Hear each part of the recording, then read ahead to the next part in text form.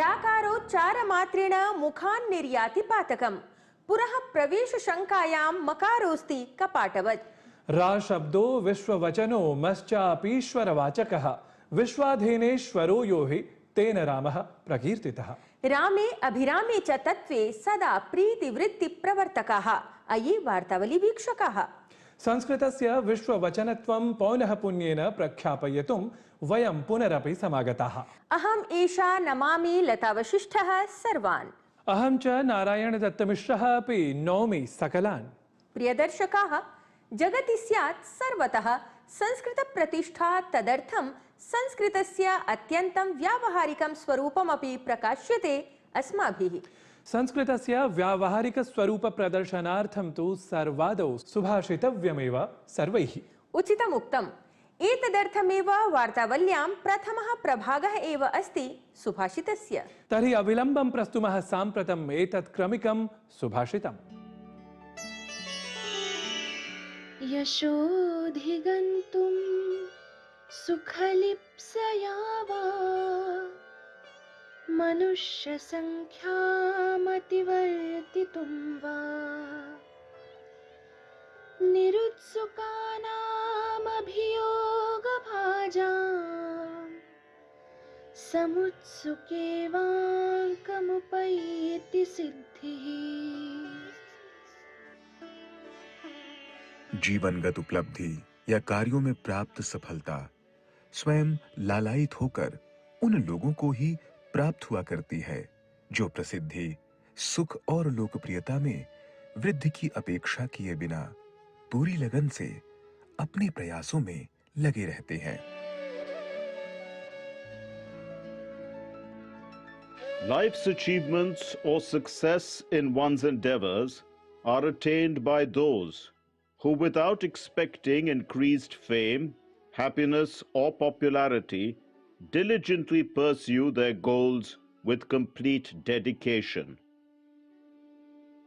सुभाषित श्रवण पूर्वकं संस्कृत संगतिम् इतोपि साधयितु कामाः वयं सम्प्रति अग्रेसरामः। आम्, अग्रिमा च प्रस्तुतिः अस्ति वार्तावल्यां प्रवाहि वार्ताभिधेया। तावदधुना जानीमः साप्ताहिकीः विशिष्टाः प्रवाहि वार्ताः एताः। संसद भवन परिसरे संजातस्य आतंक्याक्रमणस्य 24तमीं वर्षपूर्तिम् अभिलक्ष्य आयोजितं गतः कार्यक्रमः। राष्ट्रपतिपदासीना द्रौपदी मुर्मुः, प्रधानमन्त्री नरेन्द्र मोदी अथ अन्ये अपि गणमान्याः आक्रमणे वीरताङ्गतेभ्यः श्रद्धाञ्जलिं समर्पितवन्तः। संसदः उभयोः सदनयोः राष्ट्रियगीतस्य वन्दे मातरम् इत्येतस्य सार्धैकशतवर्षपूर्त्यवसरम् अभिलक्ष्य चर्चा जाता। लोकसभायां प्रधानमन्त्री नरेन्द्र मोदी उक्तवान् यत् राष्ट्रगीतेन एतेन राष्ट्रचेतनायै नवोर्जा दत्ता। प्रधानमन्त्रिणः नरेन्द्र मोदिनः अध्यक्षतायां समाचरिते केन्द्रीय मन्त्रिमण्डलस्य समुपवेशने गृहीतेषु महत्वपूर्णेषु 3 निर्णयेषु देशे जनगणना वर्षः निर्धारितं गतः। केन्द्रीय गृह सहकारिता मंत्री अमित शाहः अथ राष्ट्रिय स्वयं सेवक संघस्य प्रमुखः डॉक्टर मोहन भागवतः अंडमान निकोबार द्वीप समूहे स्थिते दक्षिणवर्त्यण्डमानस्य ब्योदनावाद पब्लिक गार्डन इत्याख्ये स्थले विनायक दामोदर सावरकर वर्यस्य प्रतिमाम् अनावृतवन्तौ। निर्वाचनायोगेन पश्चिम बंगाल राज्ये कार्यरतानां निर्वाचनाधिकारिणां सुरक्षां सुनिश्चेतुं पत्रं विलिख्य निर्देशः प्रकाशितः। एतदनु पश्चिम बंगाल राज्ये विशेष गहन पुनरीक्षण कर्मणि रतेषु निर्वाचनाधिकारिषु आक्रमणं भवति चेत् तत्कालमेव प्राथमिकी पञ्जीकारयिष्यते। काशी विश्वनाथ धाम परिसरस्य नवनिर्माणस्य 4 वर्षपूर्तिमुपलक्ष्य विश्वनाथ धाम परिसरः भव्यतया सुसज्जितः। 4 वर्षपूर्त्यवसरे काशी विश्वनाथ धाम परिसरे विशेष पूजनं, भजन प्रस्तुतिः, सांस्कृतिक कार्यक्रमाः च आयोजितं गताः। संयुक्त राज्य अमेरिका देशस्य राष्ट्रपतेः डोनाल्ड ट्रम्प इत्येतस्य थाईलैंड कंबोडिया देशयोः मध्ये संघर्ष विरामपरा घोषणा। थाईलैंड कंबोडिया देशयोः प्रधानमन्त्रिभ्यां सह दूरभाषपरस्य संवादस्य अनन्तरं शान्ति स्थापनार्थम् उक्तः निर्णयः गृहीतं गतः। प्रधानमन्त्री नरेन्द्र मोदी विगतेभ्यः 2 वर्षेभ्यः डीडी न्यूज वाहिन्या भारतीय परम्परासु मूल्येषु चाधृत्य प्रसार्यमाणस्य विशिष्ट कार्यक्रमस्य सुप्रभातम् इत्येतस्य प्रशंसां विहितवान्। यूनेस्को इत्येतस्य नाम संयुक्तराष्ट्र शैक्षिक वैज्ञानिक सांस्कृतिक संघटनस्य मानवतायाः अमूर्त सांस्कृतिक रिक्थजातस्य प्रतिनिधिसूच्यां समाविष्टम् अभवत् दीपावली पर्व। प्रधानमन्त्री प्रकाशितवान् मोदम्, उक्तवान् यत् अस्माकं संस्कृत्यै मूल्यैः च सम्बद्धमस्ति दीपावली पर्व। अवधारिताः प्रवाहिवार्ताः सर्वैः। चिन्तयामि यत् प्रवाहपरा मनोरमा संस्कृतधारा एवं हि संसरेत् नाम इति। नूनं रमणीयवृत्तान्वितं संस्कृतघटनाक्रमं वीक्ष्य संस्कृतप्रवाहः एषः इतोपि प्रसृतः स्यात्। अस्तु, वार्तावल्याम् इदानीं ससंस्कृतं प्रतिवेदनविशेषं ज्ञातुम् अवसरः अस्ति आसन्नः। कं विषयं समाश्रित्य एतदङ्कीयं प्रतिवेदनमस्ति समलङ्कृतम् इति जानीमः अधुना तावत्।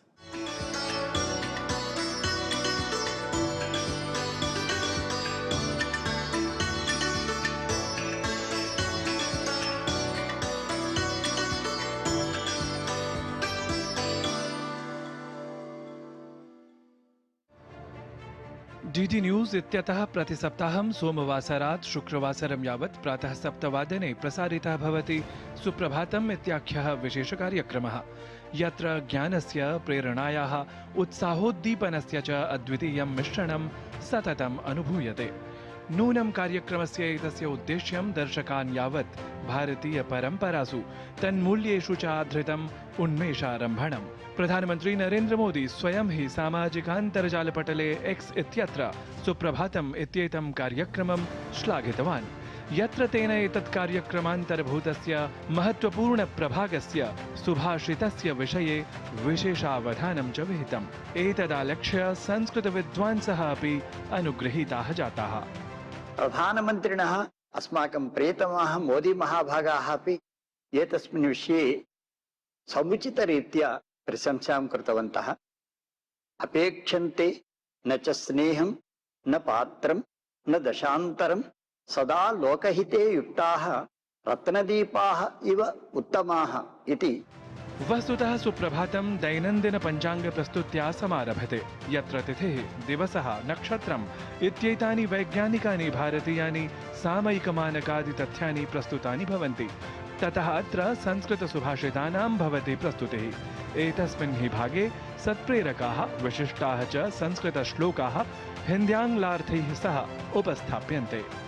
अवधेयास्पदमस्ति यत् इतः अग्रिमे प्रभागे भारतीयज्ञानपरम्परायाः, भारतगौरवगाथायाः वा समग्रैतिहासिकावबोधपुरस्सरम् आधुनिकसमाजं हि सत्प्रेरयितुं यथायुगं विशेषप्रतिवेदनानि प्रस्तूयन्ते। एतानि प्रतिवेदनानि भारतीयज्ञानपरम्परा, ज्ञानभारतम् इत्यादि प्रशासनोपक्रमविशेषैः तदीयोद्देश्यसम्बद्धैः च प्रकल्पैः समन्वितानि भवन्ति इति साक्षात् अनुभवितुं शक्यते। निश्चयेन सुप्रभातम् इत्येतस्य कार्यक्रमस्य एषः केन्द्रीयः, लोकप्रियः च प्रभागः, यत्र प्राचीनभारतीयज्ञानपरम्परायाः कालातीतवैशिष्ट्यैः सह आधुनिकवैज्ञानिकचिन्तनस्य समन्वयनार्थं सततप्रयत्नः विधीयते। सुप्रभातम् इत्यस्य अग्रिमे प्रभागसङ्कुले यथायुगम् अधिकम् अवधानं दीयते स्वास्थ्यसन्धारणविषये, यत्र विशेषज्ञैः विधीयमानानां प्रस्तुतीनाम् उद्देश्यं योगाभ्यासैः, आयुर्वेदसम्बद्धैः च उपक्रमैः आधुनिकजीवनशैल्यां सर्वथा परिष्करणानयनं भवति।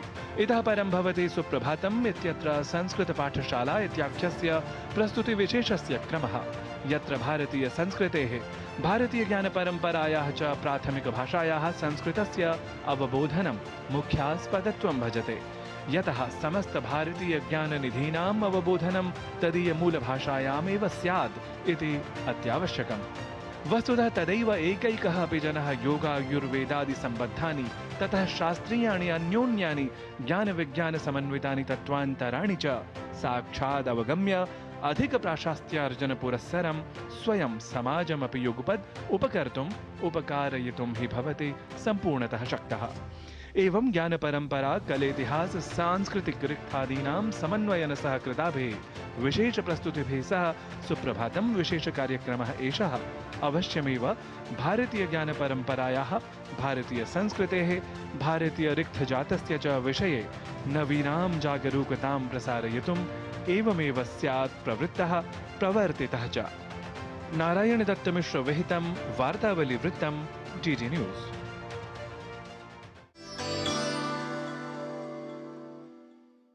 सम्यक्। भारतस्य ज्ञानपरम्परायाः किं वा संस्कृतेः च अभिज्ञापकाः सिद्धाः भवेयुः ईदृशाः कार्यक्रमाः। अधुना तु भारतस्य ज्ञानपरम्परायाः दृढस्थित्यै संलग्नेन जनेन सह संवादप्रस्तुतेः अस्ति क्रमः। साधितः संवादः च तावत् एतस्मिन् क्रमे अस्ति अध्ययोध्यं ध्वजविशेषस्य प्रवर्तकभूतेन भारतविद्याविदा ललितमिश्रेण सह।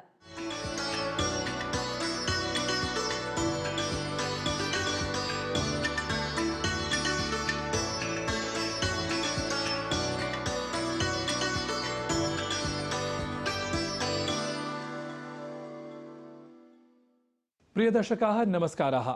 अद्य वार्तावल्याः साक्षात्कारसरण्याम् अस्माभिः सह कश्चन विशिष्टः भारतविद्याविद् उपस्थितः अस्ति। यदीयं नाम ललितमिश्रः इति अस्ति। महोदय स्वागतम् अत्र भवतः। वन्दे मातरं। नमस्कार। भवान् तत्र प्राच्यविद्यावित्वं भजते स्वस्मिन्। वस्तुतः एतस्य कृते नाम आङ्ग्लानि अनेकानि नामानि सन्ति। इण्डोलॉजी, इण्डिक् स्टडीज़ एवं तत्र एवं विध शब्दानां तत्र बाहुल्यम् अस्ति। वस्तुतः एतस्य शब्दस्य यदि संस्कृतेन वदामः भारतविद्याविद् इत्येतेन एतस्य शब्दस्य कः अर्थः अभिप्रेतः अस्ति? हमारी जो वैदिक ऋषियों का जो दर्शन रहा है वो हमारे इतिहास की निरंतरता में उन्होंने देखा है। एक धारा जो अविरल चली है, ये इतिहास को कालखंडों में विभाजित नहीं करती है हमारी धारा। उसी तरह से इंडोलॉजी भी भारत के इतिहास को कालखंडों में विभाजित नहीं करती, बल्कि जो प्राचीन काल से में जिस तरह का भारतवर्ष रहा और जिस तरह का दर्शन हमारे यहाँ विकसित हुआ, उस दर्शन का हमारे जीवन पर अद्यतन क्या प्रभाव पड़ रहा है उसका अध्ययन करती है। तो इसलिए ये भविष्य की संरचना के निर्माण का सबसे सशक्त माध्यम है। अयोध्या की धरती से प्रधानमंत्री मोदी ने जिस तरह का आह्वान किया है कि मैकाले के प्रभाव को भारत के जीवन से हटाया जाएगा, मैकाले मुक्त भारत बनाया जाएगा, उसके निर्माण के लिए सर्वाधिक सशक्त माध्यम यदि कोई है इस वक्त तो वो इंडोलॉजी या प्राच्य भारतीय विद्या है, क्योंकि ये प्राचीनता को आज के जीवन से और फिर भविष्य के निर्माण के लिए औजार उपकरण उपलब्ध कराती है। श्रीराम मन्दिरस्य नाम शिखरे विशिष्टः ध्वजः अपि अचिरादेव स्थापितं गतः अस्ति। तत्र भवदीयं तत्र विशिष्टं कर्म अस्ति। मन्ये कोविदारवृक्षस्य अनुसन्धानादिकमपि भवतैव तत्र विहितम्। एतस्मिन् विषये अहं ज्ञातुकामः। तो देखिए, ये भगवान श्री राम की कृपा से मैं समझता हूँ कि ऐसा संभव हो सका, क्योंकि मैं एक दूसरे विषय पर शोध कार्य कर रहा था। वो विषय था मेवाड़ की चित्रमय रामायण पर, जिसे महाराणा जगत सिंह ने 1649 से 52 के बीच में निर्मित कराया था। और उनके पश्चात फिर जो कार्य बचा रहा उनके पुत्र महाराणा राज सिंह ने इसे संपूर्ण कराया। तो उन्होंने जो राम कथा है, इस राम कथा के हर प्रसंगों का विस्तृत चित्रण किया। तो उसी दौरान एक प्रसंग में जब भरत जाते हैं भगवान राम श्री राम को वापस लाने के लिए अयोध्या से चित्रकूट की तरफ जाते हैं, तो उसी प्रसंग में एक जगह आते हुए रथ के ऊपर एक ध्वज चित्रित किया गया था। उस चित्र को देख करके मुझे जिज्ञासा हुई, क्योंकि संयोग से 2015 में एक दूसरे रिसर्च प्रोजेक्ट्स पर मैंने world history of the flags पर काम किया था, विश्व में ध्वजों का इतिहास। और मुझे ये बहुत दुख हुआ कि हमारी संस्कृति इतनी प्राचीन है, किंतु जब ध्वजों का क्रम आता है तो विश्व के इतिहास के क्रम में हमारा स्थान बहुत नीचे दिया गया है। हमसे ऊपर ग्रीस, रोमन और चाइनीज़ अम्पायर के जो ध्वज हैं उन्हें अधिक प्राचीन और अधिक महत्व दिया गया था।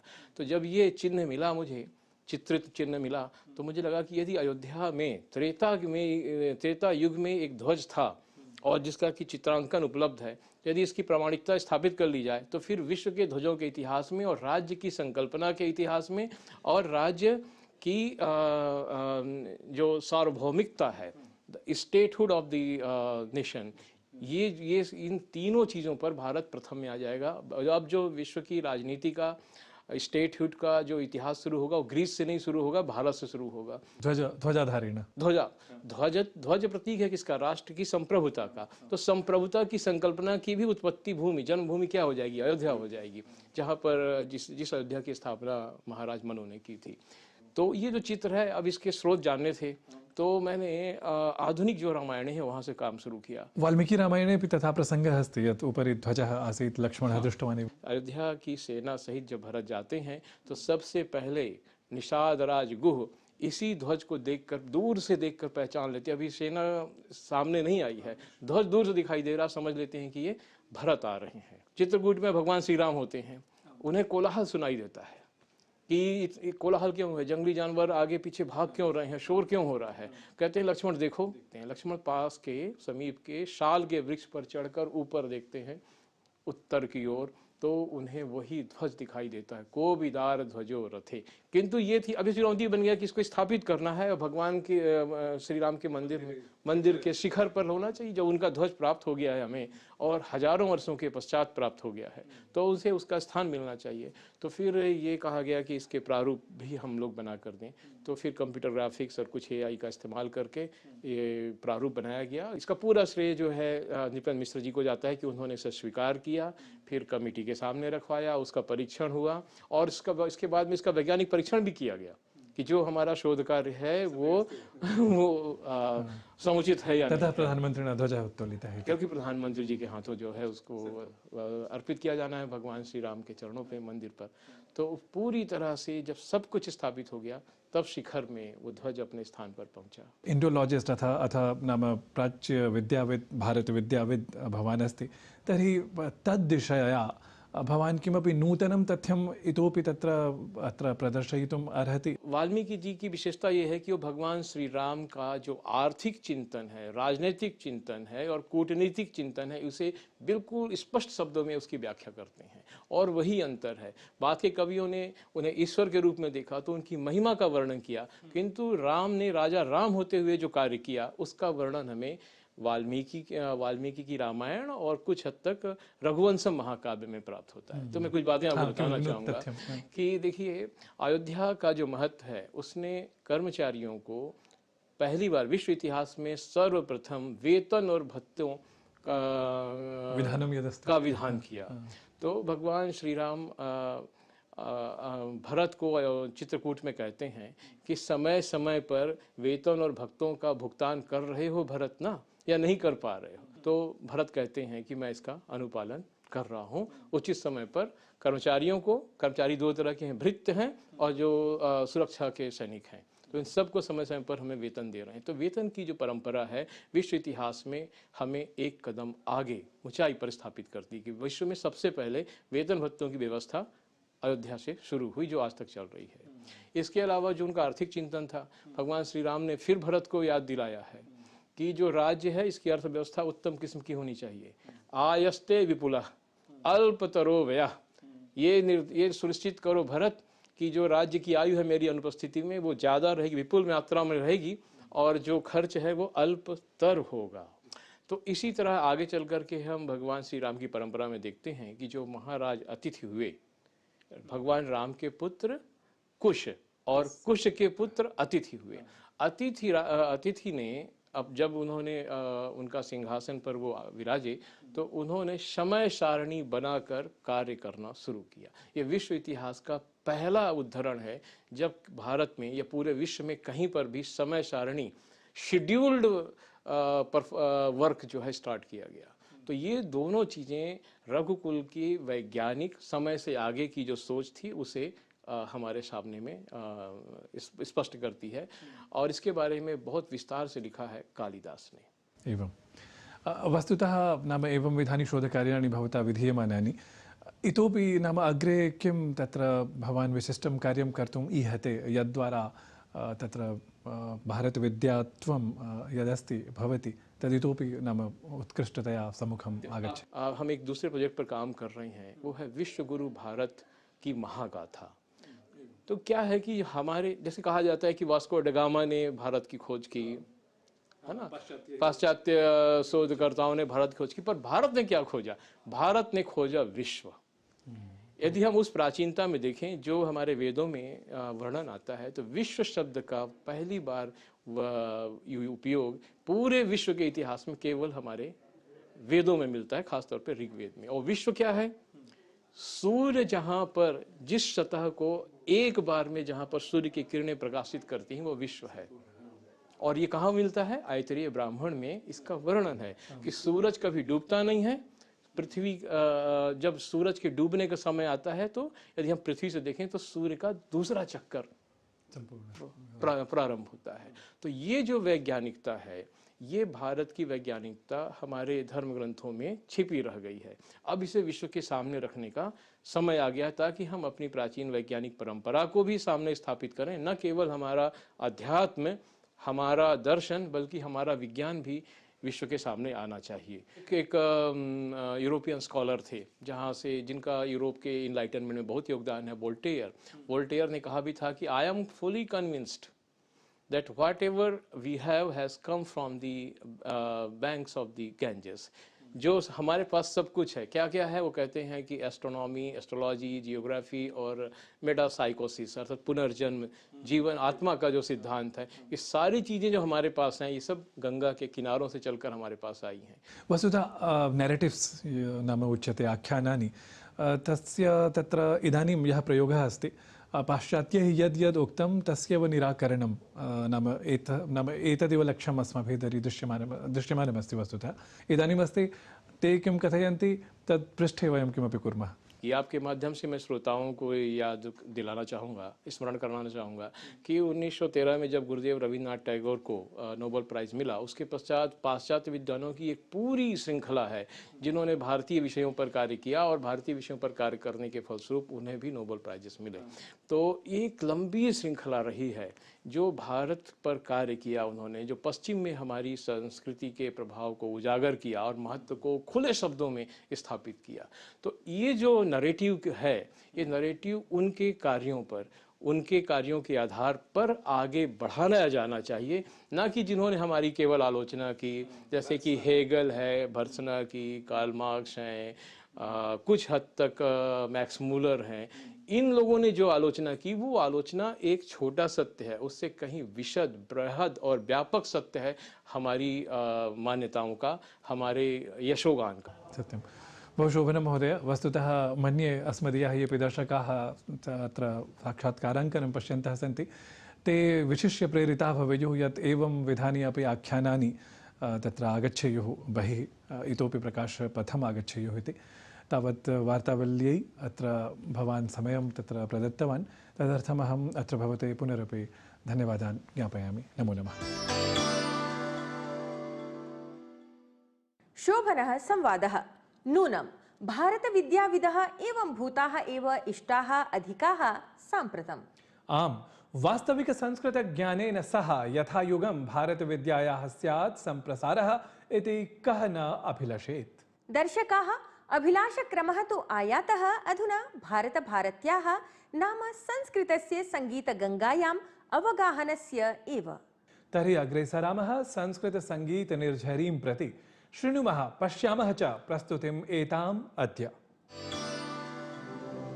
राम राम राम राम राम राम तारकं राम कृष्ण वासुदेव भक्ति मुक्तिदायकं राम राम राम राम राम राम तारकं राम कृष्ण वासुदेव भक्ति मुक्तिदायकं राम राम राम राम राम राम तारकं राम कृष्ण वासुदेव भक्ति मुक्तिदायकं जानकी मनोहरं सर्वलोकनायकं जानकी मनोहरं सर्वलोकनायकं जानकी मनोहरं सर्वलोकनायकं शङ्करादिसेव्यमान पुण्यनाम कीर्तनं शङ्करादिसेव्यमान पुण्यनाम कीर्तनं राम राम राम राम राम राम तारकं राम कृष्ण वासुदेव भक्ति मुक्तिदायकं राम राम राम राम राम राम तारकं राम कृष्ण वासुदेव भक्ति मुक्तिदायकं राम राम राम राम राम राम राम राम राम राम राम राम राम। रमणीया प्रस्तुतिः एषा। मनोरमस्वरूपं संस्कृतस्य सदा सञ्जीवेत् नाम। दर्शकाः संस्कृतसञ्जीवनीभूताः तु भवन्तः एव अस्मदर्थम्। अत एव विनिवेद्यन्ते भवन्तः भवत्यः च यद् वार्तावल्याः एतमङ्कं वीक्ष्य अपि तु प्रत्येकमेव अङ्कं वीक्ष्य स्वकीयाः प्रतिक्रियाः अस्मभ्यं प्रदर्शितेषु सङ्केतेषु प्रेषयन्तु इति। प्रतिस्पन्दनानि अवाप्य नूतनं किमपि साधयितुं दृढमनस्काः भवामः वयम्।